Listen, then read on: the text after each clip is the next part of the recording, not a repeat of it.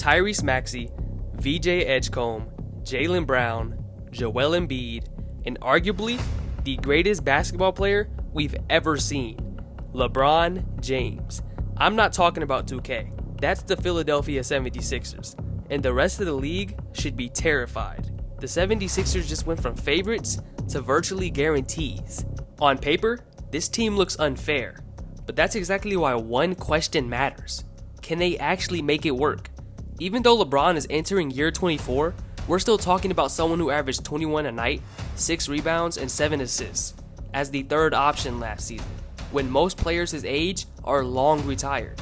LeBron is one of the smartest offensive players basketball has ever seen, but Philadelphia didn't sign him to average 30 points. They signed him because nobody in NBA history controls a basketball game like LeBron. But LeBron isn't joining an empty roster. He's joining arguably the most loaded roster in the NBA, and maybe the most loaded roster we've seen since the Steph and KD Warriors. But before we talk about championships, let's break down why every piece of this roster fits together so perfectly. At the 1, you have simply one of the fastest guards in basketball, who has become one of the league's premier scorers, a 2-time All-Star and one of the NBA's most explosive offensive weapons, Tyrese Maxey. Maxey has developed into a player capable of dropping 30 on any given night. His elite speed, 3-point shooting, and ability to finish through contact have transformed him into Philadelphia's franchise point guard. But here's what's scary. LeBron James has always elevated dynamic guards. Kyrie Irving reached another level beside LeBron. Dwayne Wade won championships beside him. Even younger guards like Austin Reeves saw their efficiency skyrocket playing alongside one of the greatest playmakers ever. Maxey has spent the last several years creating offense while defenses loaded up to stop him. And yet, he still averaged 28 points per game last year. Now, defenders can't sell out anymore. Help off LeBron? Maxey gets an open 3. Stay attached to Maxey? LeBron gets downhill. Blitz to pick and roll? Joel Embiid is waiting in the paint. Maxey may actually score less, but become an even better player. Then there's the youngest player in the lineup, VJ Edgecombe. Last year's 3rd overall pick entered the league with unbelievable athleticism and elite defensive potential. But Edgecombe isn't expected to be the 4th star. He doesn't need to average 20 points even. His role is much simpler going into this season. Guard the opposing team's best perimeter player, run the floor, finish in transition, and knock down open 3s. That's exactly the kind of player LeBron has maximized throughout his career. Think about the guys like Alex Caruso, Kentavious Caldwell-Pope, or Mario Chalmers. Defend, cut, and hit shots. LeBron's gonna find you. Edgecombe's athleticism might make him the biggest X factor on this entire roster, coming off a rookie season where he finished top 3 in Rookie of the Year voting and averaged 16 points per game. Then you get to Jaylen Brown, a Finals MVP and a 5-time All-Star who has already proven he can be the best player on a contending team. After carrying Boston through the 25-26 season virtually by himself, Brown posted career highs across the board, averaging nearly 29 points, 7 rebounds, and 5 assists, while continuing to defend the opposing team's toughest assignment. Philadelphia isn't asking Brown to be the guy, and that's what makes this dangerous. Instead of carrying the offensive load every night, Brown becomes the league's most overqualified 2nd or 3rd option. Every possession, he'll attack against defenders already worried about Embiid and Maxey. Imagine trying to rotate from Maxey while Brown is cutting baseline, or helping on Embiid while Brown attacks a closeout. And then, there's LeBron James just roaming. That's almost impossible to defend. And finally, Joel Embiid, the former NBA MVP, multiple-time scoring champion, and one of the most unstoppable one-on-one basketball players we have ever seen. When healthy, Embiid demands double teams every single possession. The problem has never been talent. It's what happens after the double team. Now, the player receiving that pass is LeBron James, the greatest playmaker of our generation. Imagine defending a LeBron Embiid pick and roll. If the defense traps LeBron, Embiid rolls into open space. They want to switch?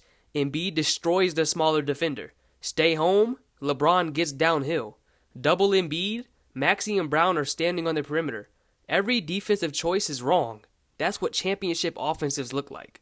But as loaded as this team is offensively, we've barely talked about the other side of the floor. Championship teams aren't built by scoring 130 points every night. They're built by getting stops when the game slows down in April and May. Joel Embiid is one of the league's premier rim protectors, while anchoring one of basketball's best interior defenses. Jaylen Brown has spent years taking on the opposing team's best perimeter scorer, earning a reputation as one of the NBA's elite two-way wings. VJ Edgecombe entered the league with elite defensive instincts and the athleticism to guard multiple positions from day one.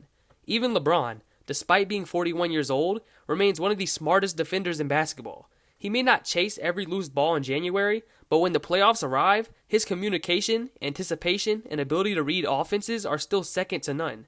Then you add Tyrese Maxey, whose defensive effort has improved every season, and suddenly, Philadelphia isn't just built to outscore teams, they're built to shut them down too. That's what separates great teams from championship teams.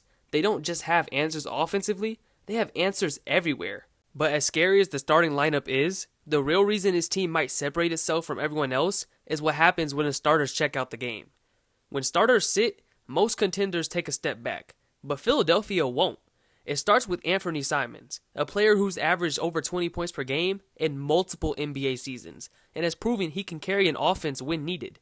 Instead of asking him to be a primary scoring option, the Sixers get him as their sixth man. That means while other teams are bringing in role players, Philadelphia is bringing in someone who can score 20 to 25 on any given night. Then there's LeBron, one of the most polished guards in this year's draft class. He isn't being asked to save the franchise. He gets to learn behind LeBron James and Tyrese Maxey while providing quality minutes as the backup point guard. The Sixers drafted Philon because they believed he has the potential to become their combo guard of the future alongside Maxey. That's a luxury most contenders don't have. Then Dean Wade. He won't fill up the stat sheet, but every championship team needs players like him. A tough, versatile forward who can defend multiple positions, space the floor, and do all the little things that don't always show up in the box score. He's exactly the kind of role player coaches trust in big playoff moments. And finally, Caleb Love, one of the most fearless shot makers to come out of college basketball in recent years. Yes, I understand he's on a two-way contract, but if you've watched his NCAA tournament runs and stint in Portland, you know he's never afraid of the moment. He gives Philadelphia another guard who can create his own offense, knock down difficult shots, and provide an instant spark off the bench. That's what makes this roster so scary. You're not just dealing with a starting lineup featuring LeBron James, Joel Embiid, Jaylen Brown, Tyrese Maxey, and VJ Edgecombe. The moment they go back to the bench, Philadelphia brings in a proven 20-point scorer, a promising young point guard, a versatile veteran defender, and another dynamic shot creator. Most teams survive because of their stars, and championship teams win because they don't have weaknesses. And right now, Philadelphia doesn't have many. And if you thought the roster was impressive on paper, just wait until you compare them side by side to the rest of the Eastern Conference, which isn't weak, far from it, but Philadelphia suddenly has an answer for every contender. There's the defending champions New York Knicks, led by Finals MVP Jalen Brunson. The Knicks have become one of the toughest teams in basketball. Brunson is one of the league's most clutch players capable of taking over games with his shot creation, footwork, and ability to score at all three levels. Alongside him is Cat, Karl Anthony Towns, a multi-time All-Star and one of the greatest shooting big men in NBA history. His ability to stretch the floor creates matchup problems for any defense, while still giving New York an elite post scorer and rebounder. On paper, the Knicks have everything needed to compete for another championship, but Philadelphia creates problems they simply can't ignore. Who guards LeBron? If New York sends extra help towards LeBron, Tyrese Maxey gets open looks. Stay attached to Maxey, and LeBron gets downhill. Double Joel Embiid in the post, and Jaylen Brown is attacking an unsettled defense. Every adjustment the Knicks make leaves another all-star with space to operate. New York has the championship experience and the star power to make this a heavyweight fight, though. But Philadelphia's biggest advantage is simple. The Sixers don't just have two superstars. They have four players capable of taking over a game, all sharing the floor with arguably the greatest basketball player of all time. New York has enough talent to push Philadelphia, but asking them to stop all four all-star caliber players for 7 games, that's a different challenge entirely. Then there's Miami, a franchise that never beats itself. Now imagine adding Giannis Antetokounmpo to a culture built around discipline, toughness, and defense. Pair him with Bam Adebayo, arguably the most versatile defensive center in basketball, and suddenly you got one of the scariest front courts in the league.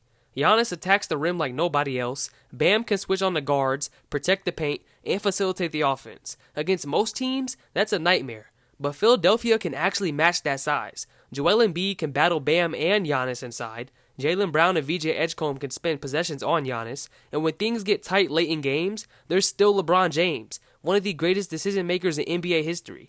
Miami's defense can slow anybody down. The question is, can they slow down everybody? Then there's Toronto, A team built around length, physicality, and championship experience. With Kawhi Leonard coming back, leading the way alongside Scottie Barnes and RJ Barrett, the Raptors have the kind of versatile wings that can make life difficult for almost anyone. Kawhi is still one of the greatest two-way players of this generation. Scottie Barnes can defend all 5 positions very great. RJ Barrett gives them another downhill scorer who could put pressure on the rim. On paper, Toronto has the personnel to throw multiple defenders at LeBron, Embiid, Brown, and Maxey. But that's the problem. If Kawhi is guarding LeBron or someone else, who's stopping the other? Who's stopping Jaylen Brown? If Scottie rotates onto Embiid, Maxey suddenly has an open lane. Every adjustment Toronto makes creates another mismatch somewhere else. You might slow down one star, but you aren't stopping 4. Overall, every contender has stars, but Philadelphia has stars and answers, and elite scoring, and elite rebounding, and elite playmaking, and elite perimeter defense, and elite rim protection, and experience, and youth, and athleticism, and shooting, and size. There isn't another roster in the East that checks every single box. But everything sweet has a little sour. Here's the part nobody wants to talk about. Championship teams don't fail because they lack talent. They fail because of timing, health, chemistry, or sacrifice. Let's start with the obvious. Joel Embiid, when he's on the floor, he's an MVP. When he isn't, Philadelphia becomes an entirely different basketball team. The Sixers' championship hopes still depend on him being healthy in April and May. That's been the biggest question that has been surrounding this franchise for years, and LeBron doesn't erase that concern. Speaking of LeBron, yes, he's still incredible, especially for his age, but he'll be playing his 24th NBA season after becoming the league's all-time leader in regular season games played, and Father Time eventually catches everyone. The question is, can Philadelphia preserve him for the postseason and manage his health and durability correctly? Then comes the hardest part. Everyone wants the ball. Maxey has become a superstar, Brown has led championship teams, Embiid has built his career as the focal point, and LeBron has controlled offenses for over 20 years. Someone's numbers are going to drop. Maybe everyone's numbers drop. But the teams that win championships don't care whose names fill the stat sheet. They care whose name is on the trophy. If these 4 stars buy into that idea, Philadelphia may have assembled something that the rest of the league can simply not match. For years, Philadelphia has been searching for the final piece. They've had the MVP. They've had the all-star point guard. They've had the role players. But now, they've added the greatest basketball mind the game has ever seen. If Joel Embiid stays healthy, if LeBron James still has one championship run left, if everyone buys into one goal, the rest of the NBA may not stand a chance. Because on paper, this isn't just a contender. This might be the most complete roster basketball has seen in years. Philadelphia just got scary.